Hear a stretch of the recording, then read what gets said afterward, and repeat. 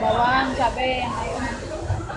Seringnya intensitas hujan mengguyur daerah penyuplai sayuran di Sumatera Selatan membuat harga sejumlah komoditas sayuran mulai merangkak naik. Di Pasar Kota Pangkalan Balai Kabupaten Banyuasin, sejumlah sayuran mengalami kenaikan harga dengan rata-rata Rp1.000 hingga Rp2.000 per kilogram.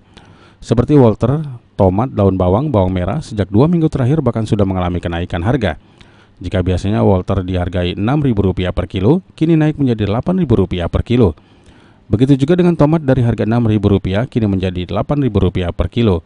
Sementara bawang merah dari Rp24.000 per kilo menjadi Rp25 hingga Rp26.000 per kilo.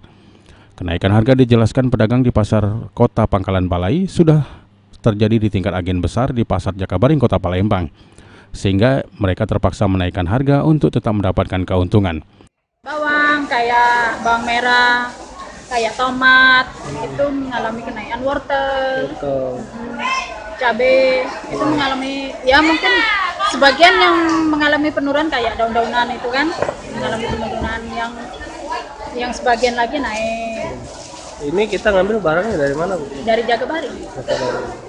Meski ada sejumlah sayuran yang mengalami kenaikan, ada juga sejumlah sayuran mengalami penurunan, seperti sayur kangkung dan sayur bayam. Sulaiman, PAL TV.